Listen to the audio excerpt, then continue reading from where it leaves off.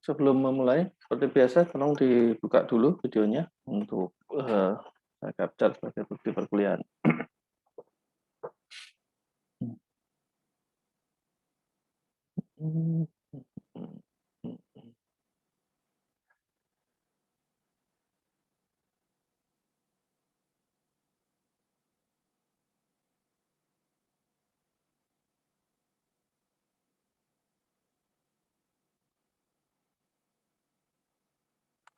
Baik, untuk pertemuan hari ini, ya, saya mau bahas dulu ya untuk yang soal UTS kemarin.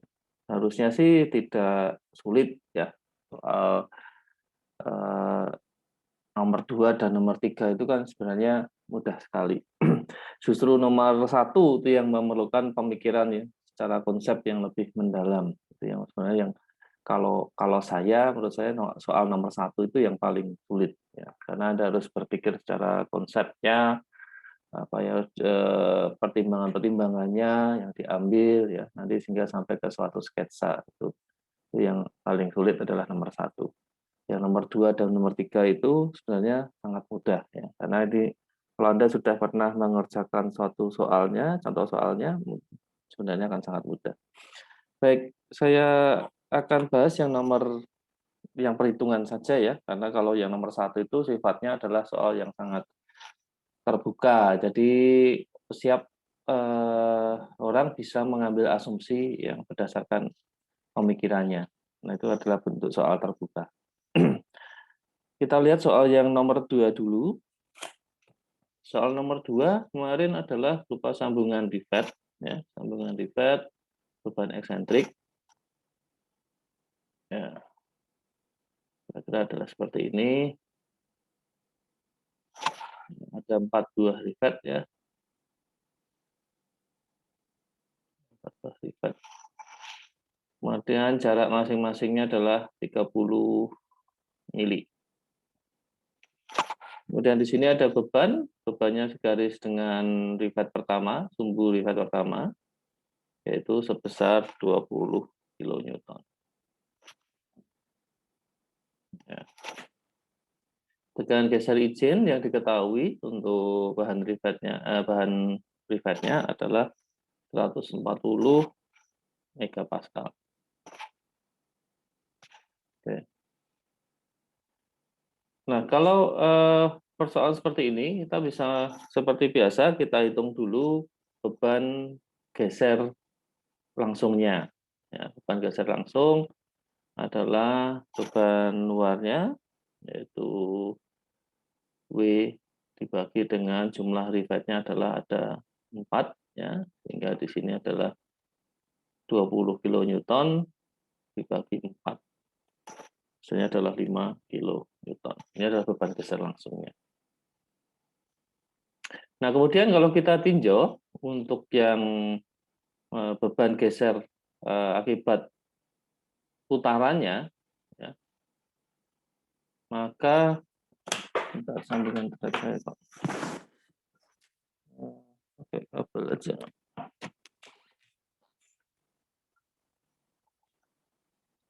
Oke. Jadi kalau kita tinjau dari beban geser yang akibat putaran, kita lihat dulu. Saya gambar perbesar agar jelas.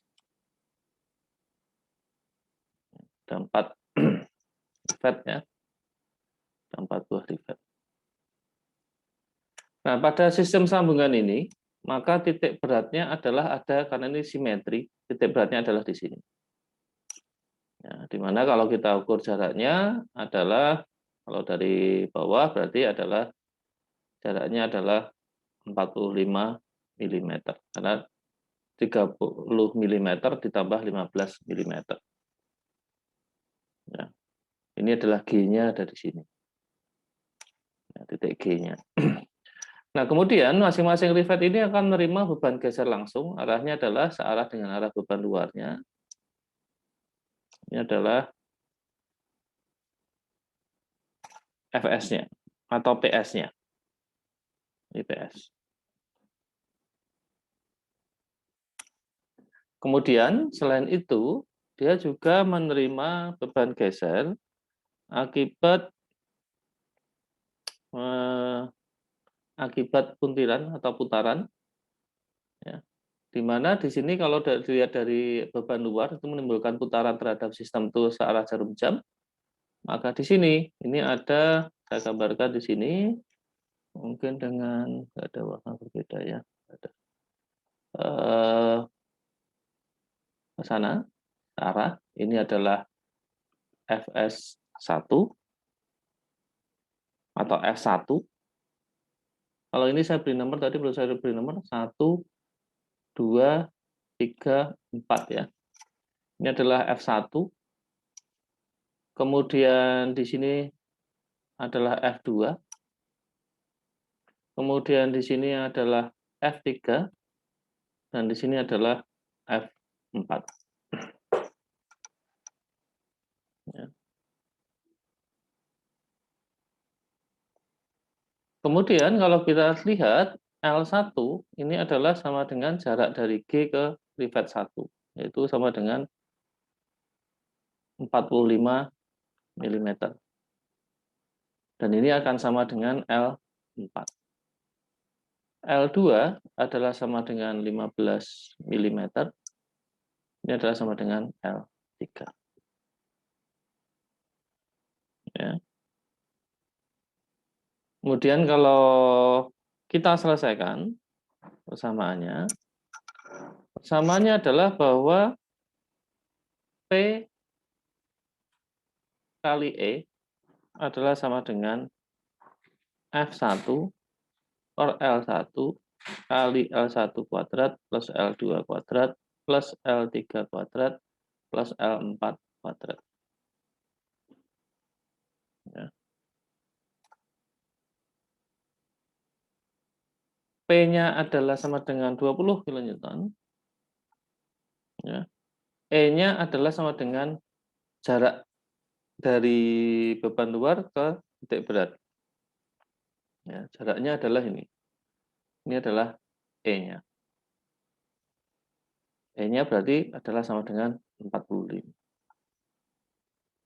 F1 per 45 kali L1 adalah 45 kuadrat plus 15 kuadrat plus 15 kuadrat plus 45 kuadrat. Sehingga F1-nya bisa kita peroleh adalah sebesar 9 kN.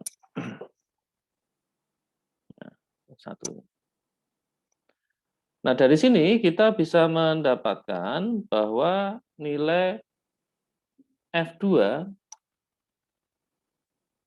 adalah sama dengan F1 kali L1 per L2. Di mana F1-nya 9 kali L1-nya adalah 45 dibagi 15. L2 dibagi L1 balik. L2 bagi L1 berarti 15 bagi 45. Balik saya. 2 bagi L1. Hasilnya adalah sama dengan 3 kN. Nah, F3 dan F4, F3 adalah sama dengan F2, ya, sama dengan 3 kN, dan F4 ini adalah sama dengan F1 sama dengan 9 kN. Ya. Oke. Nah, sekarang berikutnya kita harus mencari resultan maksimum, ya, resultan gaya geser maksimum yang terjadi pada rivet. Dari diagram gaya-gaya ini yang terjadi, seperti kita ketahui bahwa akan terjadi pada jarak terjauh dari gravitasi, pusat gravitasi sambungan. Berarti akan terjadi pada jarak pada rivet 1 atau rivet 4, di mana jaraknya sama. Ya, kita bisa lihat bahwa F1 dan F4 juga sama, besarnya itu 9 kN. Ya. Kemudian berikutnya adalah sudut apit terkecil antara kedua gaya tersebut. Ya. Kalau dilihat di rivet 1, sudut apitnya adalah 0 derajat. Sedangkan di rivet 4, sudut apitnya adalah 180 derajat. Berarti resultan maksimum akan terjadi pada rivet nomor 1. Ya, maka resultan maksimumnya adalah sama dengan PS ditambah F1. PS-nya adalah gaya geser langsungnya, ya, di mana sama dengan 5 kilonewton ditambah 9 sama dengan 14 kilonewton. Ya. Kemudian dari sini kita bisa mencari ukuran lubang rivetnya, yaitu Rmax adalah sama dengan Pi per 4 D kuadrat kali tegangan geser izin bahan rivet. Ya. Rmax-nya adalah 14 kilonewton, ya, atau sama dengan 14.000 Newton. Jadi saya pakai di sini 14.000 Newton untuk menyamakan satuan. Pi per 4 D kuadrat kali 140 megapascal. 140 Newton per milimeter persegi. Sehingga kalau kita selesaikan, kita bisa mendapatkan bahwa nilai diameter lubang rivetnya adalah sama dengan, ya ini saya kira-kira adalah sekitar 127,32, temunya adalah 11,28 mm. Kalau Anda lihat di tabel standar, ini adalah sama dengan yang terdekat adalah 13 mm. Ini diameter lubang. Sehingga diameter rivetnya, ya, diameter rivetnya adalah sama dengan, sesuai standar, tabel standar adalah sama dengan 12 mm. Ya, itu untuk yang soal nomor 2. Mudah sekali. Berikutnya adalah soal nomor 3. Soal nomor 3.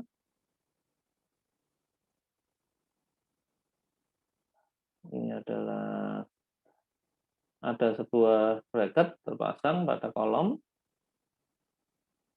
Ya, ini. Ya. Kemudian di sini adalah lubang bautnya. Di sini ada beban sebesar 50 kilonewton. Ya. Jaraknya ini adalah sebesar 175 mm. Ini adalah milimeter ya. Kemudian tebal dari bracketnya ini, tebal plat bracketnya adalah 20 mm. Nah, kalau kita lihat proyeksi tampak belakangnya, di sini ada 3 buah baut, yang di bawah ada 2 buah baut. Nah, di mana jaraknya ini adalah ke bawah, ini ke sini, ini adalah sebesar 100 mm dan ini adalah sebesar 50 mm. Ya, ini persoalannya. Diketahui tegangan izin untuk bahan bautnya, tegangan tarik izinnya adalah sebesar 70 megapascal dan tegangan geser izinnya adalah sebesar 50 megapascal. Ya. Nah, kalau kita lihat persoalannya untuk soal nomor 3 ini, persoalannya adalah ini kombinasi antara tegangan atau beban geser dengan beban tarik, ya, yang terjadi pada baut. Beban geser langsung yang terjadi, beban geser langsungnya Ws, ya, adalah sama dengan W per N adalah sama dengan 50 kilonewton dibagi dengan 5. Hasilnya adalah sama dengan 10 kilonewton. Beban geser langsungnya. Kemudian beban tarik maksimum, ya, seperti kita tahu, beban tarik maksimum adalah terjadi pada jarak terjauh dari tumpuan putarannya. Tumpuan putaran ada di sini, ya, ini tumpuan putaran. Ya. Maka beban maksimum akan terjadi pada jarak terjauh, yaitu ini, deretan ini. Ini akan mengalami beban tarik maksimum. Ya, pada baut yang di atas ini. Nah, kita bisa langsung menggunakan persamaannya. Beban tarik maksimum adalah terjadi pada jarak 2, ya, di mana L1-nya adalah sama dengan 50, ya, L2-nya adalah sama dengan 150. Ini adalah WT2 sama dengan W kali L kali L2 dibagi 2L1 kuadrat plus 3L2 kuadrat. Karena ada 2 buah baut di bawah pada jarak L1 dan ada 3 buah baut pada jarak L2. Ya. Di sini sama dengan 50 kilonewton. 50 kilonewton jaraknya ke tumpuan itu adalah sebesar 175 ditambah 20. 175 plus 20. Ya. L2-nya sendiri adalah sama dengan 100 ditambah 50. Bagi 2 kali L1 kuadratnya adalah 50 kuadrat, ditambah 3 kali 100 plus 50 kuadrat. Ya. Hasilnya adalah sama dengan 20,17 kilonewton. Beban tarik maksimum yang terjadi pada baut. Ya, misalnya sebesar 20,17 kilonewton. Nah, setelah kita mengetahui beban geser pada masing-masing baut dan beban tarik maksimum yang terjadi pada baut, ya, maka kita bisa mencari beban tarik ekivalen dan beban geser ekivalennya. Itu sama dengan setengah kali WT, ya, plus akar WT kuadrat plus 4 WS kuadrat. Ya, atau sama dengan setengah kali 20,17 plus akar 20,17 kuadrat plus 4 kali 10 kuadrat. Ya, hasilnya sebesar 24,287 kilonewton. WSE setengah kali akar WT kuadrat plus 4 WS kuadrat. Ya, dengan setengah kali akar 20,17 kuadrat plus 4 kali 10 kuadrat. Hasilnya adalah 14,202 kilonewton. Ya. Nah, sekarang berikutnya kita bisa mencari ukuran baut berdasarkan beban tarik ekivalen dan beban geser ekivalen. Beban tarik ekivalen WTE ini adalah sama dengan Pi per 4. Ya. DC, diameter core atau diameter akar, kuadrat kali sigma T. Kalau kita masukkan 24,287 kilonewton, ini kalikan 10 pangkat 3 agar menjadi newton, ya, sama dengan Pi per 4 DC kuadrat kali 70 megapascal.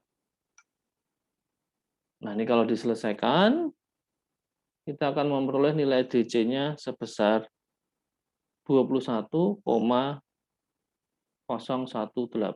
mm. Kalau kita bulatkan ke standar terdekat, maka DC-nya adalah sama dengan 23,32 mm. Nah, ini yang cocok adalah dalam hal ini adalah M27. Kemudian ukuran baut berdasarkan pada beban geser ekivalen WSE adalah sama dengan pi per 4 kali diameter nominal atau diameter mayor kuadrat kali geser.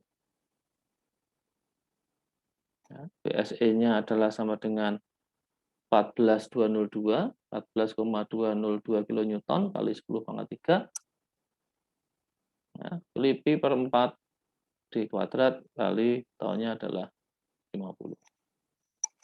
Hasilnya diameter nominalnya adalah sama dengan 19,02 mm. Ya, dan yang terdekat adalah 20 mm atau dalam hal ini adalah M20. Nah, ini kan sebenarnya sudah kita kalau dulu saya jelaskan harus dicek lagi, dipilih, kemudian cek lagi, saya rasa tidak perlu ya, karena sudah terlihat jelas ya dari sini. Anda boleh langsung mengambil kesimpulan. Jadi ukuran baut standar, kalau Anda ambil yang lebih besar boleh, nanti dicek sudah pasti aman ya. Nah, ini pun kalau Anda pilih yang lebih besar, yang dari dua ini Anda pilih yang ukuran lebih besar, sudah pasti aman untuk keduanya. Minimal adalah, nah Anda boleh menuliskan minimal adalah sama dengan M27. Selesai.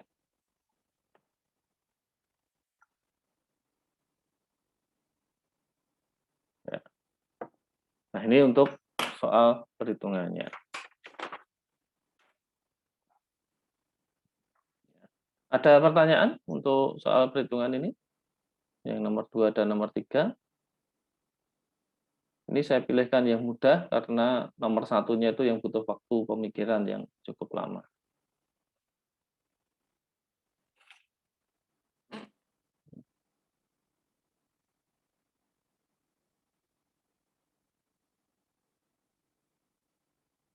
Ada pertanyaan? Atau yang lain mau ditanyakan? Mungkin tentang soal nomor 1 juga boleh. Ada pertimbangan apa yang mungkin Anda ingin tanyakan? Silakan.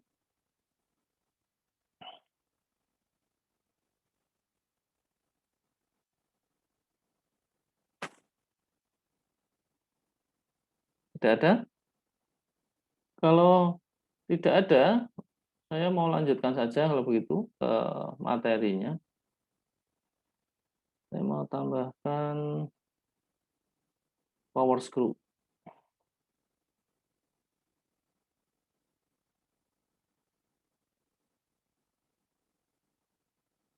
Oke. Saya mau bahas tentang power screw.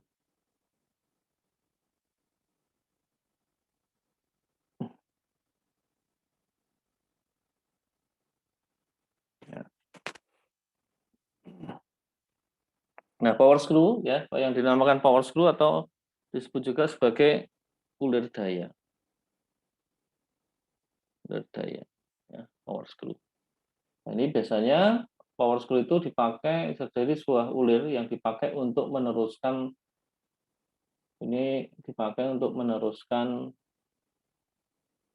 daya atau torsi ya.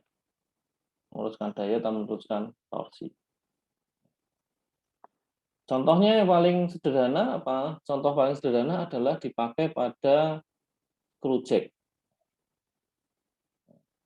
Screwjack atau dongkrak ulir. Dongkrak ulir ini adalah menerapkan prinsip ulir daya. Ini yang paling sederhana ini. Jadi misalkan kalau kita kenal dongkrak yang segi 4 itu ya, seperti ini, yang biasa dipakai di mobil, yang perlengkapan standar mobil, seperti ini ya. Nah, di tengahnya kan ada kulit.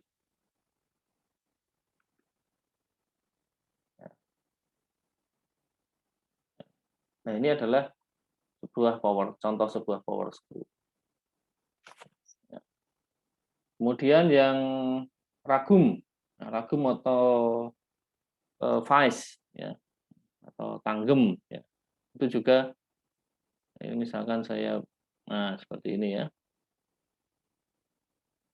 ya kan biasanya ada dua, yang satu diam, satu bisa bergerak. Nah ini dihubungkan dengan kulit. Ya. Nah, ini juga bagian dari ulir daya. Terus yang lain lagi pintu air, ya, mekanisme untuk menaik turunkan pintu air itu juga contoh sebuah ulir daya dan lain-lain.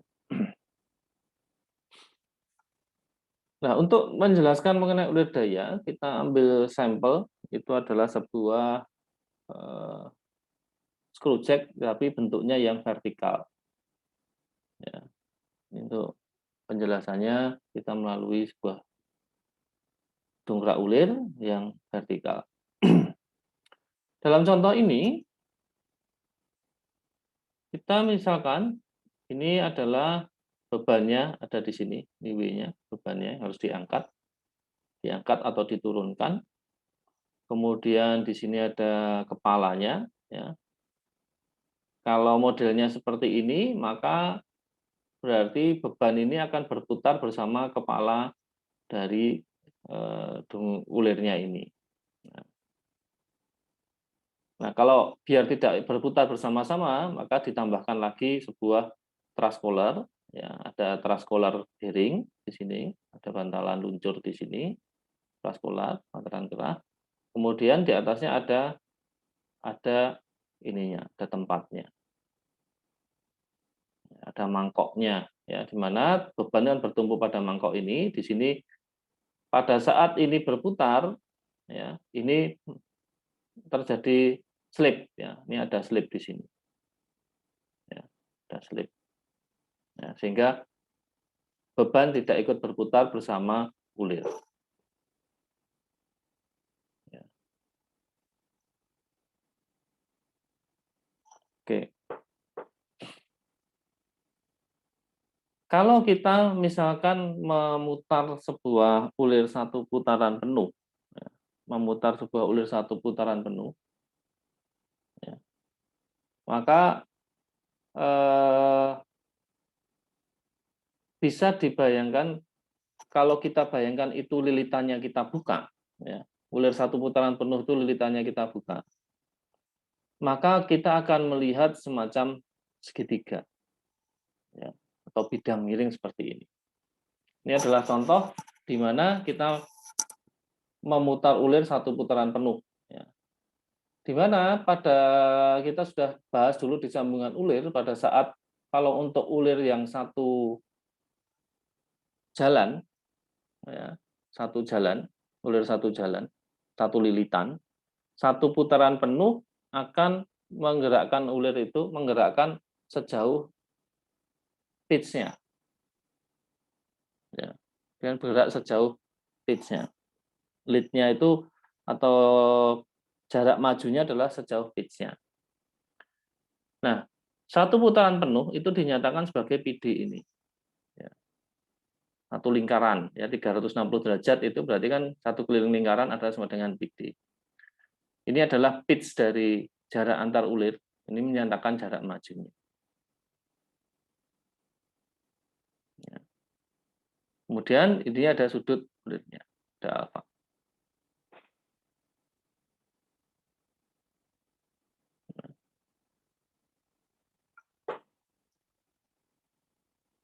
Di mana kita bisa mendapatkan bahwa tangen alfa ini adalah sama dengan lead dibagi PD.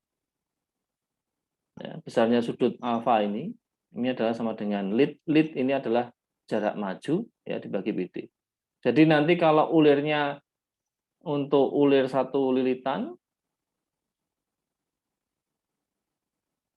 maka lead sama dengan pitch. Ya. Kalau dua lilitan, ya, maka lead-nya akan sama dengan 2 pitch, dan seterusnya. Ya, ini sudah kita bahas di awal sambungan ulir. Ya. Sekarang kita lihat gaya-gaya yang terjadi pada bidang ulir ini. Misalkan di sini sudah ada beban yang terpasang pada ulir. Beban tadi adalah mempunyai berat sebesar W.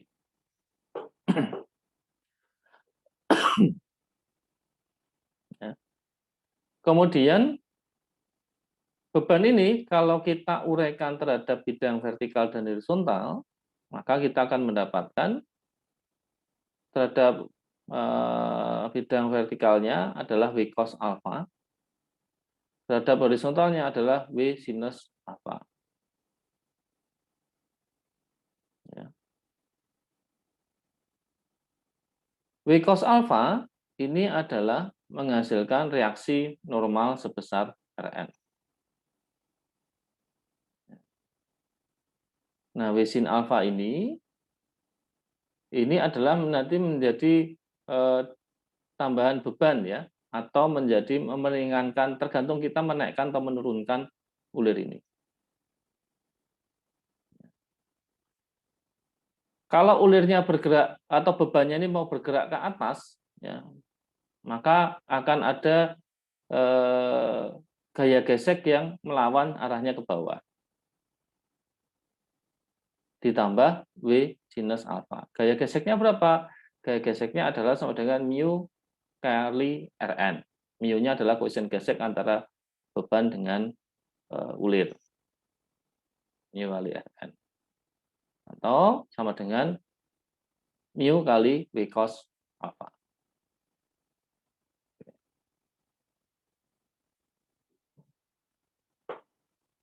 Nah, gaya P di sini, ya, gaya P ini adalah gaya yang dipakai untuk memutar ulir.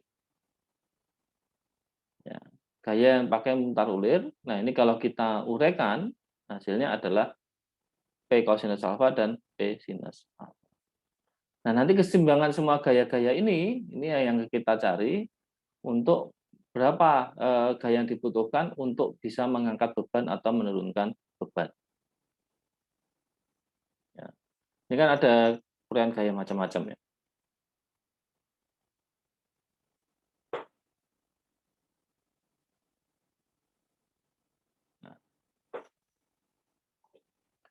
Nah, sekarang kita tinjau dulu yang beban diangkat.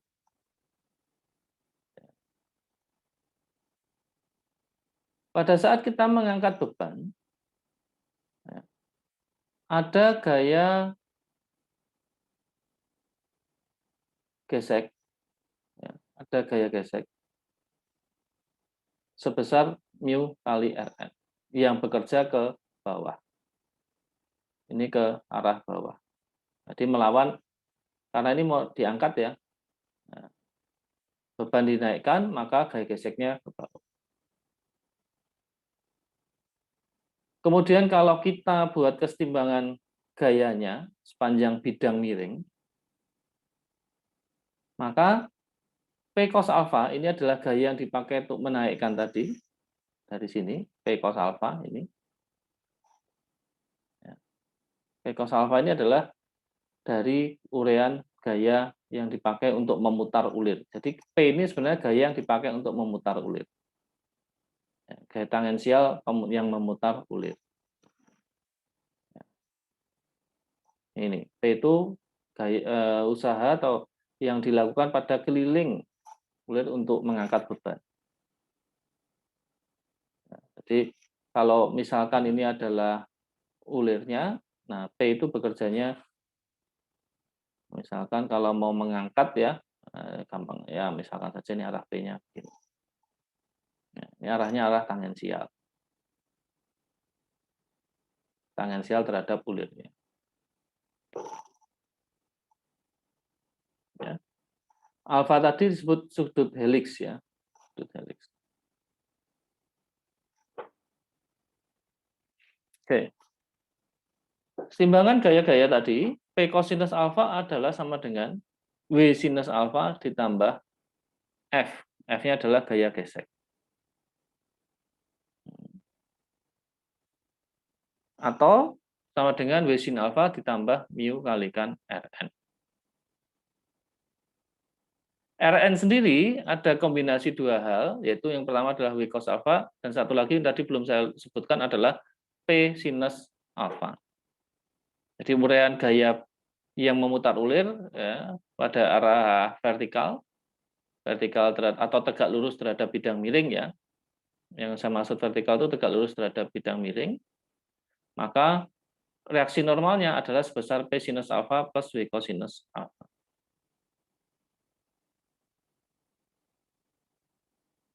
Nah, kalau ini kita masukkan ke sini, menggantikan nilai Rn,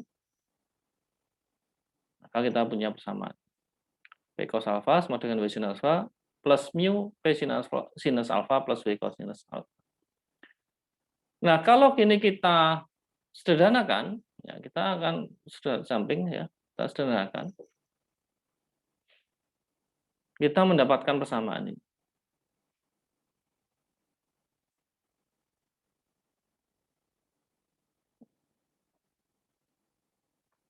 P sama dengan W kali sinus alfa plus mu cos alfa per cos alfa minus mu sinus alfa.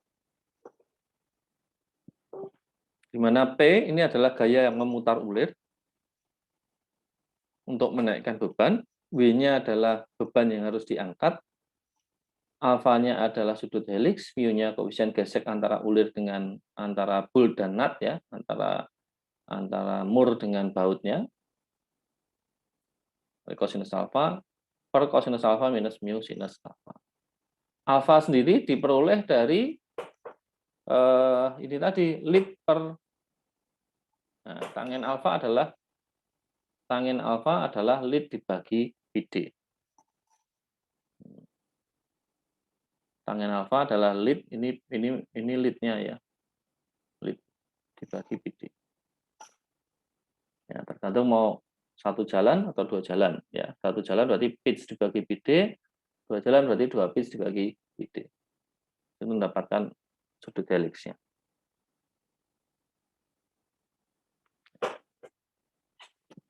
Kita bisa, ini sudah bisa langsung digunakan ya. Persamaan ini bisa langsung digunakan untuk menyelesaikan persoalan ulir daya. Tapi kalau mau melihat alternatifnya, kita untuk alternatifnya agar menjadi lebih simpel persamaannya, ini bisa menggunakan ini, tapi opsional ini ya. Kalau Anda bisa memahami, Anda boleh lebih sederhana menggunakan, kita masukkan parameter mu adalah sama dengan tangen V. Ya, kemudian mu semua mu tadi dalam persamaan diganti dengan tangen V. Kita akan memperoleh persamaan yang lebih sederhana, yaitu bahwa P sama dengan W tangen alfa plus V. Ya, ini bentuk yang lebih sederhana. Meskipun Anda berarti harus ada tambahan sebelum untuk bisa menyelesaikan, Anda harus mendapatkan nilai V dulu. Ya. Di mana V ini adalah sama dengan akes tangen, ya, V adalah sama dengan tangen pangkat min 1 dari mu. Ini harus dihitung dulu.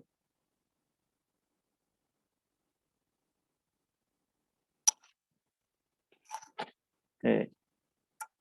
Nah, kita biasanya kalau kita sekarang tadi sudah ketemu gaya tangensial yang diperlukan untuk memutar ulir, ya, kita bisa mendapatkan torsinya. Torsi yang diperlukan untuk mengatasi gesekan antara skru dan nut. Yaitu adalah P kali D per 2. D-nya adalah diameter nominal dari ulirnya. Nah, seperti biasa ya, torsi itu adalah gaya kali lengannya. Lengannya karena P itu bekerja pada keliling ulir, ya, maka lengannya adalah diameter nominal dibagi 2. Torsi adalah P kali D per 2. Kalau P-nya kita masukkan di persamaan yang di atas, maka sama dengan W tangen alfa plus V kali D per 2.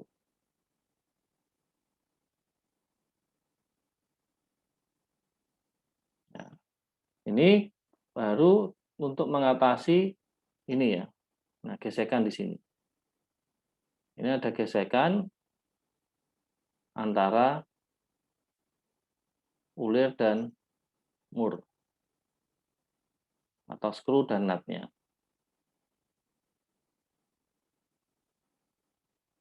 Nah, di sini.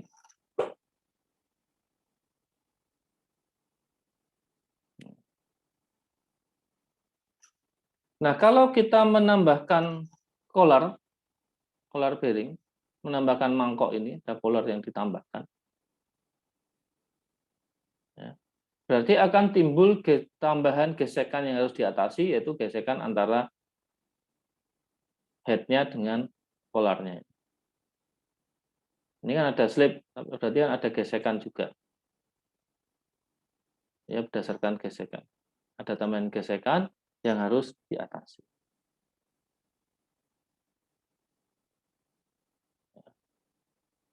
Ya, ini ada ditahan collar pada seperti yang gambar yang di atas tadi. Maka ada tambahan torsi yang diperlukan untuk mengatasi gesekan pada collar.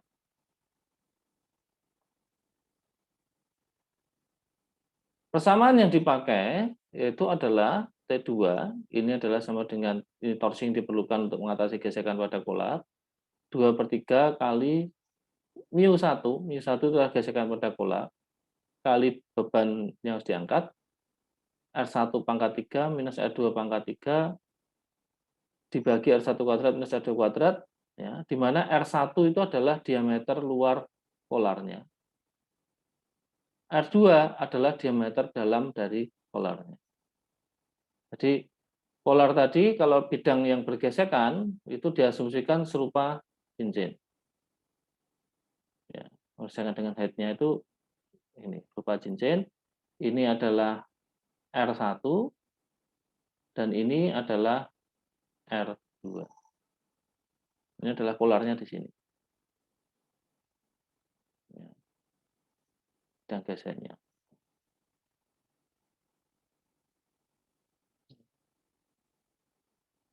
Nah, ini kita ada dua asumsi. Yang pertama adalah asumsi uniform pressure condition. Ini dipakai untuk polar baru. Masih baru, bantalannya masih baru. Sedangkan yang uniform wear condition ini dipakai untuk yang sudah lama. Polar lama.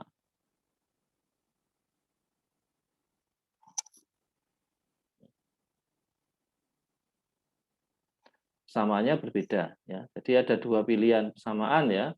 T2 sama dengan 2/3 kali μ1 kali W kali R1 pangkat 3 minus R2 pangkat 3 per R1 kuadrat minus R2 kuadrat. Ini untuk uniform pressure condition, polar baru. Nah, kalau polarnya lama, μ1 kali W kali R1 plus R2 per 2.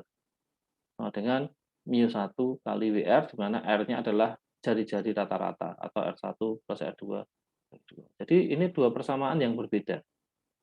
Ya, penggunaannya berbeda. Gantung kondisinya.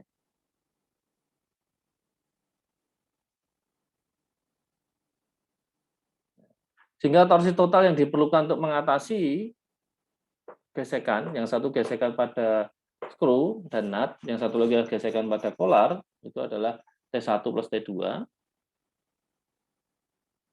Kemudian tadi misalkan saja begini, tadi kan misalkan lagi pada head-nya ini ditambahkan sebuah tuas, ya, ada tuas. Ya, tadi kan tidak ada tuas nih, langsung memutar di ulirnya. Nah, kalau untuk meringankan kita menambahkan tuas untuk memutar. Misalkan tuas ini mempunyai panjang L, panjang tuasnya itu L, ini ada tuas. Ya. Maka total torsinya ini adalah sama dengan ini gaya pada ujung tuas, ya, PL.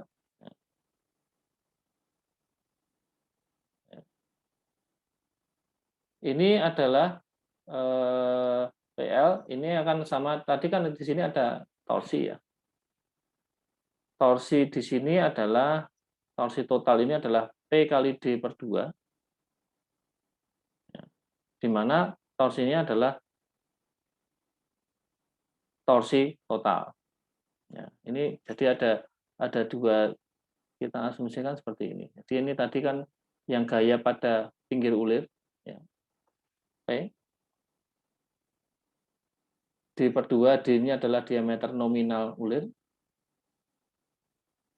Ya, ya, ini adalah gaya tangensial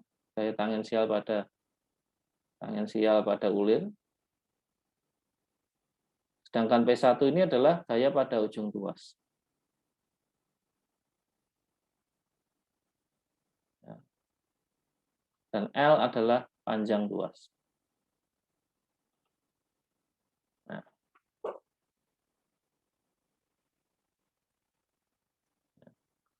ya torsinya ini menjadi PL ini harus kali panjang lengannya. Kalau P ini berarti kali diameter per 2, diameter nominal per 2. Ini untuk mengatasi total torsi. Ya.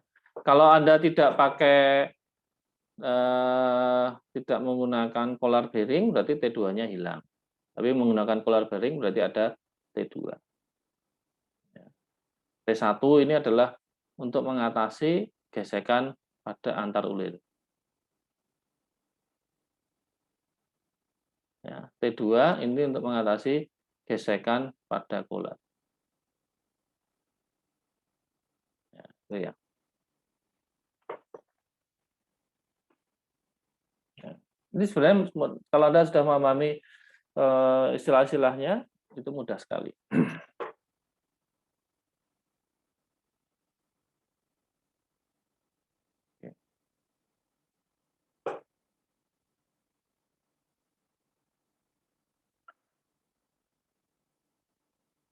Oh maaf, ini saya mungkin salah ya. D-nya itu bukan diameter nominal ya, ini diameter rata-rata ulir. Nanti ada perhitungannya sendiri di belakangnya. Bentar, ada catatannya. Diameter rata-rata. Nah, diameter rata-rata ulir, nah ini. Diameter rata-rata ulir itu diperoleh dari DO plus DC per 2. DO plus DC. Ini yang dipakai untuk perhitungan. DO plus DC per 2.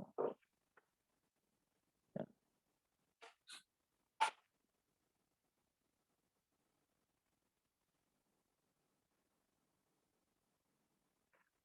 Oke.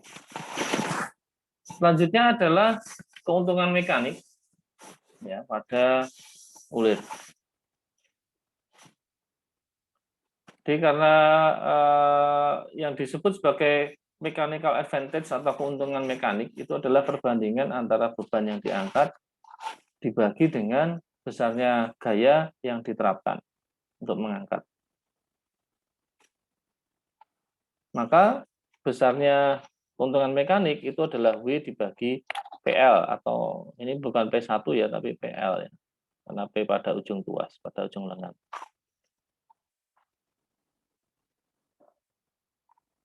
W dibagi PL.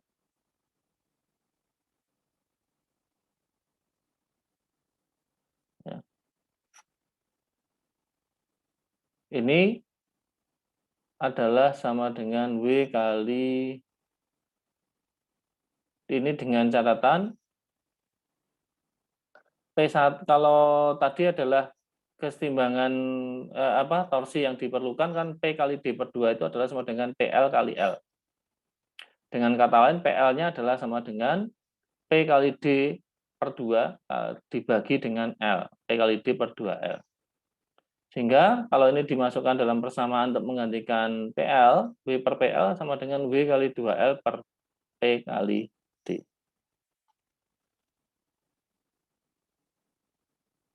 Ya. Tapi kalau ini kan sebenarnya persamaan ini ya bentukannya. Kalau misalkan tidak menggunakan tuas, maka keuntungan mekaniknya hanya, kalau Anda tidak menggunakan tuas, ya mechanical advantage-nya atau keuntungan mekaniknya P per W per P saja. Ya. P gaya pada keliling ulir. Tapi kalau Anda menggunakan tuas, baru persamaannya, ya kita tetap aja W per PL, tidak usah ditambah-tambah gini, nanti biasanya malah jadi ruwet. W per PL. Kalau sudah dapat data PL-nya, ya bisa dihitung langsung. Ya, yang sisanya ini kan tidak perlu. Nah, ini kalau tanpa tuas, ya, tanpa tuas. Atau WMA sama dengan W per PL, ini kalau ada tuas. Untuk membantu akan menjadi lebih ringan.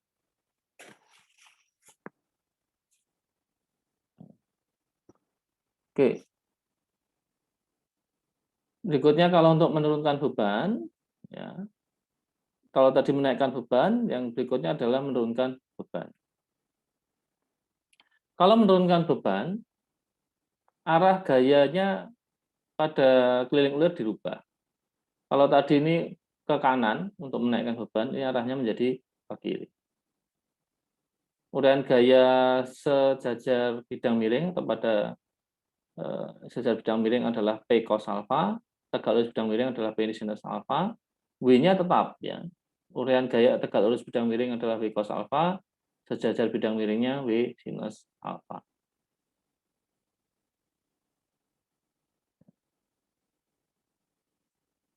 Sehingga gaya geseknya F-nya ini adalah gaya gesek yang harus diatasi, itu adalah sebesar Rn kali mu, di mana Rn-nya adalah sebesar W cos alpha minus P sinus alpha.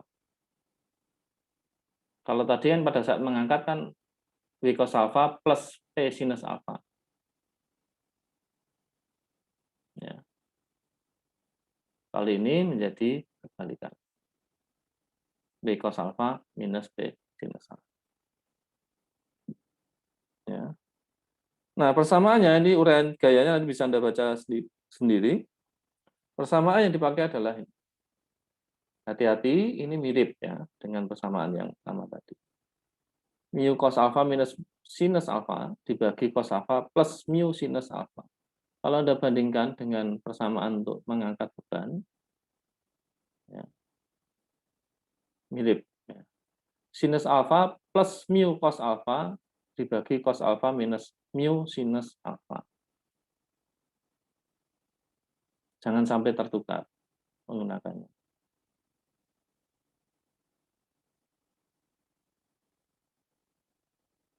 Ya. Jangan sampai terbalik. Ya. Ini untuk menurunkan beban, lower dulu. Ya. Kalau tadi menaikkan beban. Nah, kalau disederhanakan lagi sama seperti tadi juga bisa memasukkan mu sama dengan tangen phi, maka kita mendapatkan bahwa P sama dengan W tangen phi minus alpha. Ya, ini bentuk sederhananya.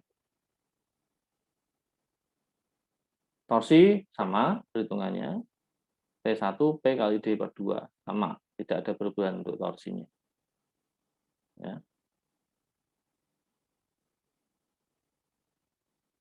Catatan kalau Anda menggunakan persamaan ini, memasukkan mu sama dengan tangen phi, ya. Kalau nilai alfanya lebih besar dari phi, maka persamaannya berubah menjadi P sama dengan W tangen alfa minus phi. Ini catatan yang khusus. Ya. Oke, efisiensi. Nah, efisiensi ini adalah persamaannya ini dipakai untuk didefinisikan untuk bahwa perbandingan antara ideal effort, usaha ideal, atau usaha yang diperlukan atau gaya yang diperlukan untuk menggerakkan beban dengan mengabaikan gesekan dibandingkan yang aktual. Ya. Di mana yang aktual itu memperhitungkan adanya gesekan.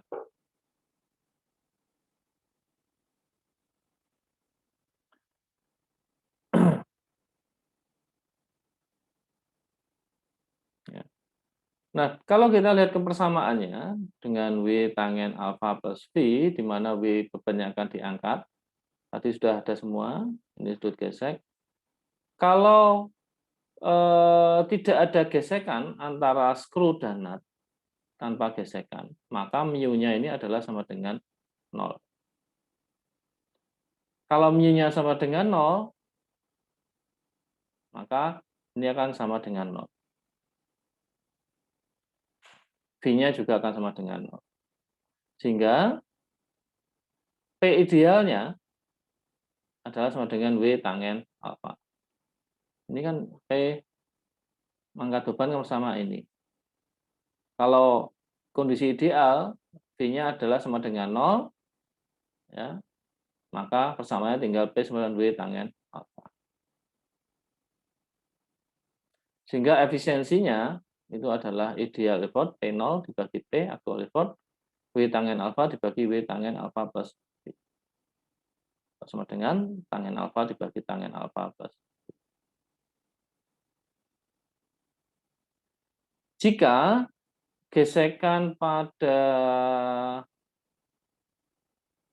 kolar itu juga diperhitungkan, ya, kita menambahkan gesekan pada kolar, maka persamaan efisiensinya menjadi torsi yang dibutuhkan untuk menggerakkan beban dengan mengabaikan friction, ini sama dengan ini, ideal effort, P0, dibagi torsi yang diperlukan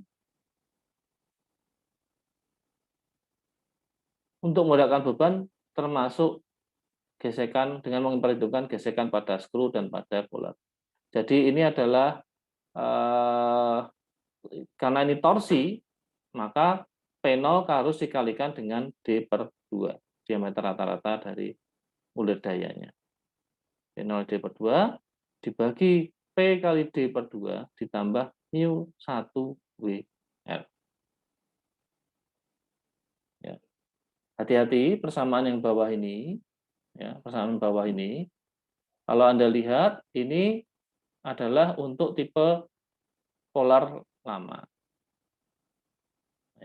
Jadi kalau Anda pakai kolar baru, persamaannya yang bawah ini bukan ini ya. mu1WR-nya harus torsi untuk mengatasi gesekan pada kolar kan berbeda. Nah, ini adalah untuk kolar lama.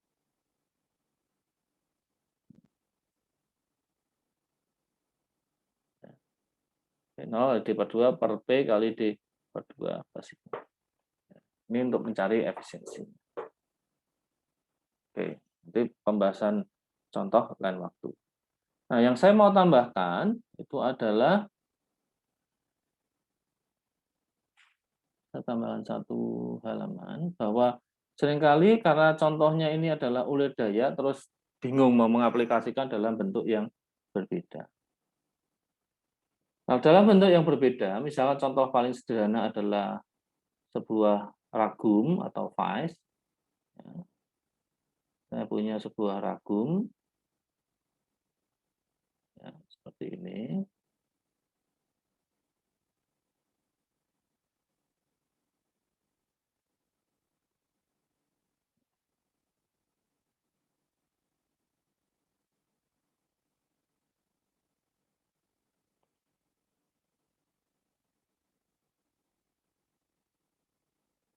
Ya, seperti ini. Ini tuas.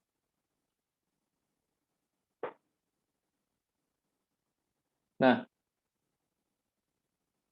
kalau gaya yang dipakai untuk menjepit ini, ya, gaya untuk menjepit ini adalah W. Gaya penjepit ini adalah W.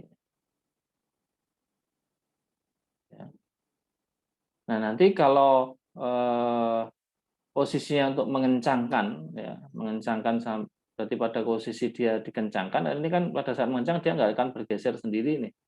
Nah, itu posisi seperti mengangkat beban.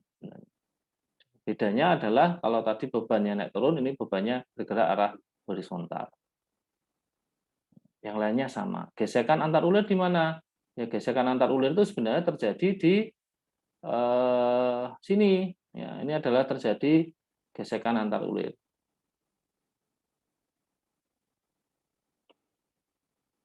Kemudian karena ini bisa bergerak, ya, ini bisa bergerak ke sana, maka di sini adalah polarnya. Bisa dianggap polarnya terjadi di situ.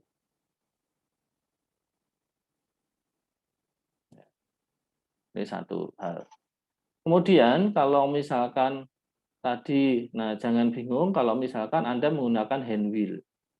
Ada istilah hand wheel. Hand wheel itu adalah misalkan untuk memutar sebuah pintu air ya, menaikkan turunan pintu air itu bisa menggunakan hand wheel atau menggunakan tuas, bisa seperti ini menggunakan hand wheel atau menggunakan seperti ini tuasnya di dua sisi.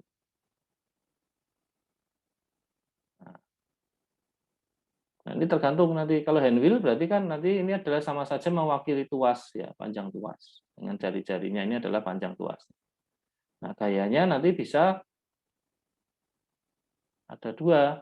Ya, ini ada karena kalau menggunakan dua tangan, ya, hand wheel ini menggunakan dua tangan, berarti kan torsinya menjadi masing-masing gaya ini.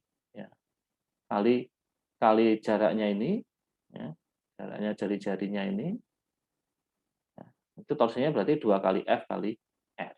Kalau Anda menggunakan hand wheel pakai dua tangan. Ya. Jadi logika-logika seperti ini yang harus Anda pahami.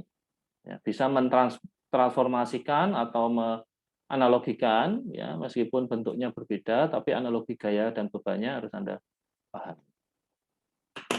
Ya. Oke, saya rasa sampai di sini dulu. Ya. Nanti minggu depan akan saya bahas beberapa contoh. Ya.